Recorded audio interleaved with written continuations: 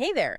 So let's talk about land for a minute. Maybe you've got some acres you inherited. Perhaps they just kind of sit there, mostly idle. Or maybe you're a farmer, got some huntable ground you don't fully use. Or, you just own property you don't get out too much anymore. Does any of that ring a bell? Well, what if I told you that land, that often overlooked asset, could actually be quietly generating some pretty significant income for you? Today, we're doing a deep dive into something really interesting, I think. It's how thoughtfully managed land can become one of your smartest investments, like actually paying for itself, maybe even providing a healthy side income. And we're really zeroing in on one specific opportunity: leasing your land, recreational property, maybe inherited parcels, even farmland, leasing it to hunters. So our mission here in this deep dive is to give you the shortcut, basically, to understanding this potential income stream. We want to cut through the noise, lay out the minimum requirements, some things you might not expect, and yeah, how to figure out what a hunting lease is actually worth. By the end, you should have a much clearer, actionable picture of your property's potential, not just know about it. So, okay, let's just jump in. For a lot of us, land is just, well, it's a land, but for a hunter, it could be something really special. How do you even start? How do you know if your property has, what it takes to attract someone wanting to lease it for hunting? Yeah, that's really the heart of it, isn't it? I mean, land is generally a good investment, sure, but making money specifically from hunting leases, that's not just about owning acres. The key insight, I think, is owning the right kind of land for this specific purpose. Hunters, they look for very specific things. It's less about how pretty it looks and way more about functional assets. Functional assets. I like that. That's a good way to put it. Because I think a lot of people, myself included, probably assume that for hunting land, bigger is always better. Is that actually right? Or is it Yeah, more complicated? it's definitely more complicated. That's a common thought. But yeah, not quite right. It's not always bigger is better. It depends. Like for small game hunting, squirrels, rabbits, that kind of thing, smaller areas are fine.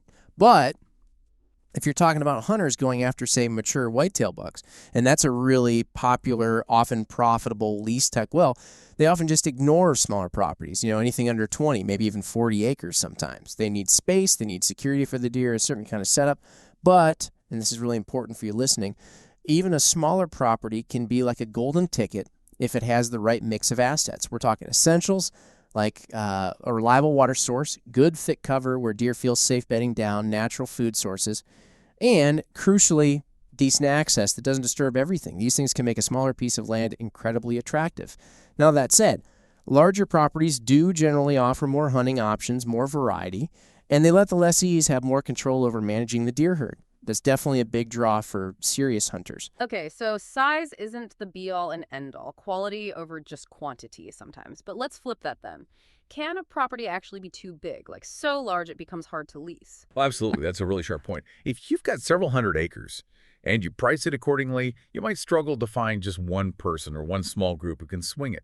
Most average hunters, they just can't afford to lease that much land by themselves. Leasing is definitely cheaper than buying, no question, but a huge lease. That often means the lessees need to team up, find partners, which, can just make finding the right fit take longer, adds a layer of complexity. And, for landowners already managing different kinds of property, this leasing idea offers some really specific pluses. If you're a farmer, leasing out the huntable parts can create a whole new income stream, helps offset those high input costs in farming, right, for timber investors. It boosts your ROI, turns that land bought or inherited into something that generates cash in multiple ways. And if you're an absentee landowner, maybe you live far away, it's smart. Generate income from land that's otherwise just sitting there. Plus, having responsible hunters around can actually help deter trespassers. That's a security benefit people don't always think about. That's a great breakdown. So, as you're listening, really think about which category your property fits. What's your main reason for even thinking about leasing? Knowing that why will really help you figure out your approach, how you present your land. Okay, so we've talked size, motivation. Let's get into the nitty-gritty of the land itself. What does the actual physical landscape need to look like? What features make a hunter say, yeah, this is the spot, beyond just the number of acres? Right, this is where the layout, the terrain really matters. It affects everything, how many deer it can hold, sure, but also how many hunters can use it without, well, bumping into each other constantly. Think about it. If you have a wide open, totally flat property, say 80 acres, you might only be able to have a couple of hunters. Why? Because they can see clear across the whole thing. Nobody wants that. It kills the privacy, the experience, leads to unhappy hunters pretty quick. It's a deal breaker for many. Now, contrast that with, say, land that's got dense woods, maybe some rolling hills. Those features act like natural screens. They allow more people to hunt the same area without constantly seeing or disturbing each other. And for deer leases specifically, the absolute ideal, the holy grail, if you will, is diversity, a good mix. You want like a patchwork quilt of habitat, some cropland, some open fields, some thick timber, maybe some brushy areas. All those places where different habitats meet. Those edges. Deer love edges. They travel them, they feed along them. So that kind of diverse landscape, it means more places to hunt and naturally supports more deer. You can often accommodate more hunters safely. And yeah, that usually means more income potential for you. A patchwork quilt or a salad bar for wildlife. I like those visuals. It Yeah. really helps picture it. So, okay, layout is key. What about the more dynamic stuff? Like how much activity is already happening on the property? And does it matter if you know what animals are already living there? Oh, it matters a lot. Hugely important. Hunters looking for private leases. They're usually searching for a sanctuary. They want somewhere quiet where the deer aren't constantly stressed out.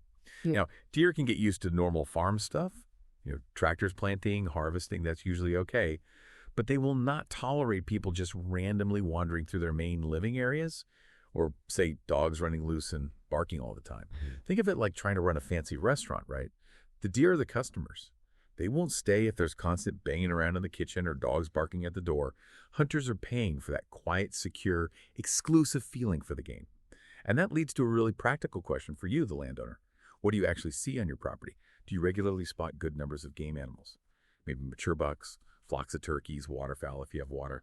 If the answer is yes, that's a really strong selling point. It's proof. It tells a potential lessee, hey, this place already has the right combination of habitat, food, and security to hold game. It basically says the foundation for good hunting is already here. Makes it much easier to attract interest. That's a fantastic point. It's like having a built-in reference check for your land. So yeah, think about your property's features, what animals you see, what kind of hunting is it naturally set up for. That insight helps gauge its real appeal and value. Okay, so we've looked at the land itself, but property doesn't exist in a vacuum, right? It's got neighbors, and you, the landowner, are involved. What about the sort of human elements, access neighbors, the day-to-day stuff? What challenges come up there when you bring hunters into the picture? Yeah, excellent transition. Because access is very often the real hot button issue. First, think about it from your side, the landowner's perspective. Do you really want hunters driving right past your house, down your personal driveway, every single time they come out? Or maybe you have dogs that bark like crazy every time a car pulls up. That could turn into a real headache, fast, for you and for them. And then flip it. Think about the hunter. They're probably looking for some privacy, too, right? Some autonomy. Now, they absolutely need to respect your rules, no question, but feeling like they're constantly being watched or dealing with a landowner who's maybe a bit too present, that can sour the deal fast. It leads to unhappy hunters, maybe even them deciding to end the lease early. It's a tricky balance. The key takeaway here really is that issues around property access and how vehicles are used cause probably the most frustrations with hunting leases. So getting that clear right up front with defined rules is absolutely essential. That makes total sense. Clear communication, clear boundaries from the start. Sounds critical. Okay, what about beyond your own fence line then? How much do your neighbors actually matter? What they do on their land. Does that affect your lease potential? It can matter a lot more than people realize sometimes. You really need to consider, well, do you even know if your neighbors hunt? And if they do, what's their approach? Are they managing for quality deer? Or are they maybe shooting, pretty much anything that walks by? Because even if your property is fantastic, great habitat, low pressure, if all the surrounding properties have really high hunting pressure, especially if they're taking lots of young deer, it makes it incredibly hard for you to hold quality game on your land long term. Deer move, right? And if you can't hold the game, it makes it really tough to keep good lessees happy year after year. They might just move on. And this all ties into the bigger picture of just location, geography. A property that's just in a generally known bad hunting area, maybe the soil isn't great, the deer numbers are historically low, or just doesn't have proof, trail cam pictures, harvest history, it's just not going to command top dollar. But a property in a region that's renowned for producing big, mature bucks year after year, maybe even have proof, that's the kind of place hunters will pay a premium for. The location, the reputation. That can be a huge value driver, sometimes even making up for other minor shortcomings. Wow, okay. So it really is about looking beyond just your own piece of dirt. These factors, your own comfort with access, what your neighbors are doing, the area's reputation, They're just as vital as the habitat itself. It's not just what you own, but where it is and the whole context around it. Okay, this is great. We've covered the land, the layout, wildlife, the people side of things. Now let's get practical. How do you take all this assessment and actually, maximize the appeal of your property? And maybe even more importantly, how do you protect yourself legally and financially when you're ready to lease? Right, shifting from looking to doing. So one smart tactic is to think about add-on features, little extras. Do you maybe have an old barn or shed you don't use? A spot that's already clear that could work for a basic campsite? Even just good parking near the hunting area? These things, they might seem small to you, but for a hunter, they could be used for storing gear, maybe setting up a simple hunting camp. These kinds of added perks can honestly be the tipping point. It might be the thing that makes a really good, reliable lessee choose your property over another one. I actually worked with a landowner once who just cleaned out an old shed, put in a wood stove, basic stuff. Suddenly his lease value jumped because it offered a ready-made, rustic camp. Simple, but effective. Okay, another really crucial step, realistic income expectations. This is vital. You have to ask yourself honestly, is what I want to get for this lease actually achievable in my market? Because if you don't know the going rates in your area, it's easy to guess wrong. You might ask too little and leave money on the table, or ask way too much and get zero interest. The best thing to do, research. Look at what similar properties nearby are leasing for. There are also services out there, like base camp leasing is one example. They basically act as brokers. They'll often inspect your property, they connect you with hunters who've already been vetted, and importantly, they give you a recommended lease value based on data in their experience. Takes a lot of the guesswork out. Helps you hit the market with confidence. That's super practical advice. Grounding those expectations in reality is key.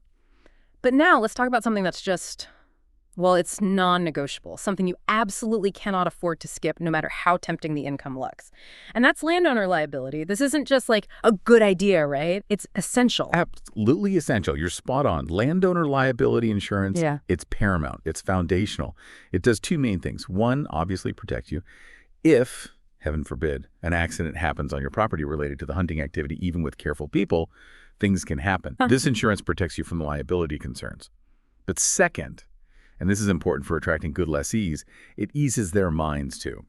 Knowing that the landowner is properly insured, acting professionally, it just makes the whole arrangement feel more secure and above board for everyone. Honestly, if you're not willing to get the right insurance, you should probably just pause and reconsider leasing altogether. It's that important. It's the bedrock security for the whole thing.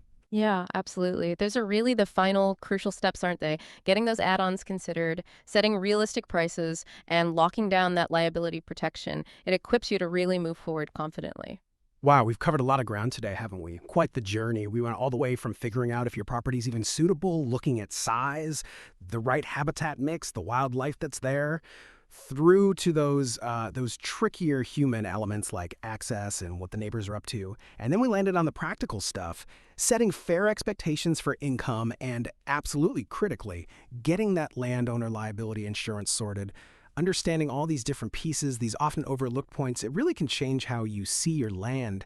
It can turn what might seem like just an idle asset into a genuine income stream. And like you said, it can even add that layer of security against trespassers. It's about seeing your property maybe less as just something you own and more as this dynamic asset with real potential you haven't tapped yet. So maybe here's a final thought to leave you with, something to chew on. We know the demand for private hunting leases is going up, right? It seems to be getting more popular. So how might that trend, that increasing value and interest in private hunting land, how might that influence your own long-term decisions about managing your property? Not just thinking about the immediate income, but maybe about stewardship, about the legacy you want to leave with that land. Interesting things to consider.